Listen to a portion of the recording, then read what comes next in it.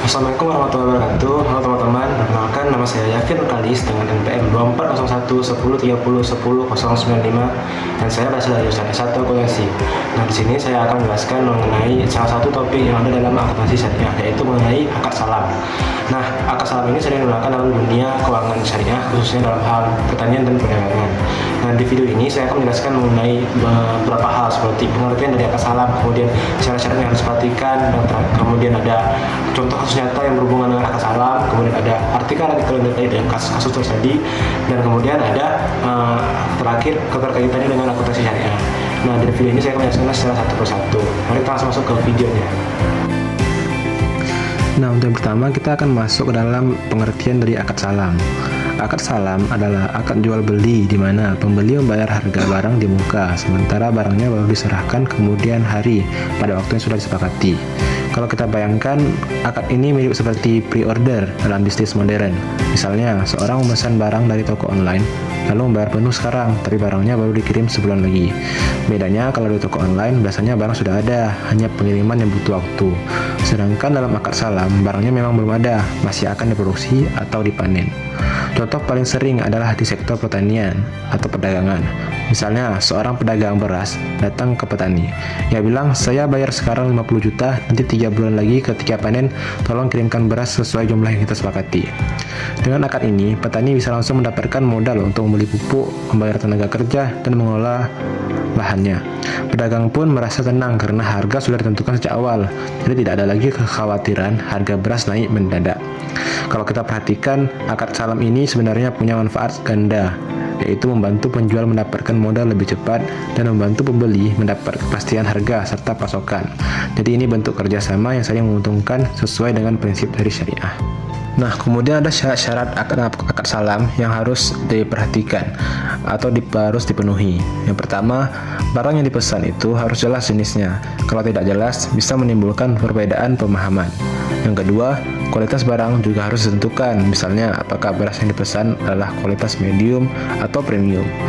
Ketiga, jumlah barangnya harus pasti, tidak boleh samar-samar seperti sekitar sekian karung atau kurang lebih 1000 kg. Keempat, waktu penyerahannya juga harus jelas, misalnya ditentukan 3 bulan dari sekarang, tepat tanggal 15 Desember. Kalau syarat-syarat ini tidak dipenuhi, akad bisa mengandung gharar atau ketidakjelasan. Dalam Islam, gharar harus dihindari karena bisa merugikan salah satu pihak. Bayangkan kalau seseorang bilang, saya pesan buah mangga, nanti bayar sekarang, tapi mangga apa saja tidak masalah, nanti saya kirim seadanya. Tentu itu berisiko. Pembeli bisa saja mengharapkan mangga harum manis, tapi penjual justru mengirim mangga kualitas rendah. Nah, inilah kenapa syarat-syarat dalam akad salam dibuat sangat detail supaya adil dan jelas bagi semua pihak. Nah, kemudian kita masuk ke dalam contoh kasus nyata. Di sini adalah salah satu contoh yang saya ambil, yaitu ada di Desa Pliken, Kecamatan Kembaran, Kabupaten Banyumas, di mana pernah dilakukan penelitian mengenai praktik akad salam dalam jual beli batu bata. Dalam kasus ini, pembeli membayar di muka, lalu penjual wajib menyerahkan batu bata sesuai jumlah dan kualitas yang sudah disepakati. Secara teori, akad ini sah, tapi dalam praktiknya sering terjadi masalah, misalnya pengiriman terlambat atau kualitas batu bata banyak yang rusak. Akibatnya, pembeli mengalami kerugian, bahkan ada yang sampai menuntut ganti rugi. Kasus ini menunjukkan bahwa meskipun akad salam diperbolehkan, penerapan di lapangan tetap penuh tantangan, perlu pengawasan, transparansi, dan mekanisme perlindungan risiko. Kalau tidak, tujuan awal akad salam yang seharusnya saling menguntungkan justru bisa menimbulkan konflik. Dengan kata lain, akad salam itu seperti pisau bermata dua. Kalau diterapkan dengan benar, hasilnya bermanfaat. Tapi kalau syaratnya tidak dipenuhi, justru bisa jadi masalah besar. Nah, kemudian kita masuk ke dalam artikel-artikel yang terkait dengan kasus-kasus di atas. Selain dari kasus nyata di atas, kita juga bisa melihat bagaimana para peneliti membahas akad salam dalam jurnal-jurnal ilmiah lainnya. Di sini saya mengambil ada 3 artikel. Artikel pertama yaitu dari jurnal Aribu berjudul Analisis Pembiayaan Akad Salam pada Lembaga Keuangan Syariah di Indonesia. Artikel ini menyebutkan bahwa meskipun akad salam sangat potensial untuk sektor pertanian, minat masyarakat masih rendah. Alasannya adalah risiko kegagalan panen yang sangat tinggi, serta kurangnya instrumen untuk mengelola risiko. Jadi meskipun konsepnya bagus, masyarakat masih ragu. Nah, untuk artikel kedua yaitu dari jurnal Mizan berjudul Akad Jual Beli Salam dalam Perspektif Islam. Artikel ini menjelaskan bahwa akad salam dibolehkan karena membawa manfaat, namun syarat-syaratnya harus dipenuhi secara ketat. Artikel ini juga menekankan perbedaan salam dengan jual beli biasa. Kalau jual beli biasa, barang diterima dulu baru dibayar, sedangkan dalam salam, pembayaran dilakukan penuh di awal, baru barangnya menyusul.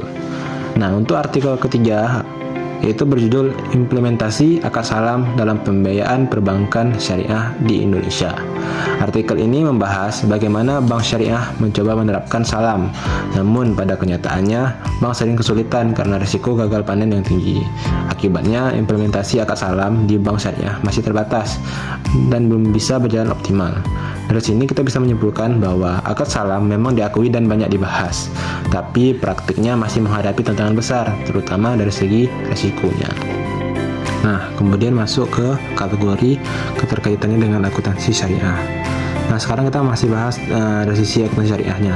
Dalam pencatatan akuntansi, akad salam punya perlakuan khusus. Misalnya, kalau pembeli membayar uang di muka, uang itu tidak langsung diakui sebagai pembelian barang. Kenapa? Karena barangnya belum diterima, jadi dicatat dulu sebagai piutang salam. Sedangkan bagi penjual, uang yang diterima di muka tidak boleh langsung dianggap pendapatan, tapi dicatat sebagai utang salam. Karena penjual masih punya kewajiban menyerahkan barang yang belum diserahkan. Jadi, posisi awalnya adalah kewajiban, bukan pendapatan. Baru nanti ketika barang benar-benar diserahkan sesuai akad, barulah penjual boleh mengakui uang itu sebagai pendapatan. Sedangkan pembeli mencatat barang yang diterimanya sebagai persediaan atau aset. Dengan cara ini, akuntansi syariah memastikan laporan keuangan benar-benar mencerminkan keadaan sebenarnya, siapa yang masih punya kewajiban, siapa yang punya hak, atau transparansi ini penting supaya tidak ada pihak-pihak yang dirugikan. Kalau kita tarik ke level yang lebih luas, akad salam ini sangat berkaitan dengan prinsip-prinsip akuntansi syariah. Akuntansi syariah bukan hanya soal angka atau pencatatan. Di balik itu ada nilai-nilai Islam yang dijaga, seperti keadilan, kejujuran, dan keterbukaan. Misalnya, kenapa pembayaran yang diterima penjual dicatat sebagai utang dulu? Jawabannya, karena memang penjual belum menunaikan kewajibannya. Dengan begitu, laporan keuangan tetap adil, tidak ada pihak yang merasa ditipu. Disinilah keunikan akuntansi syariah.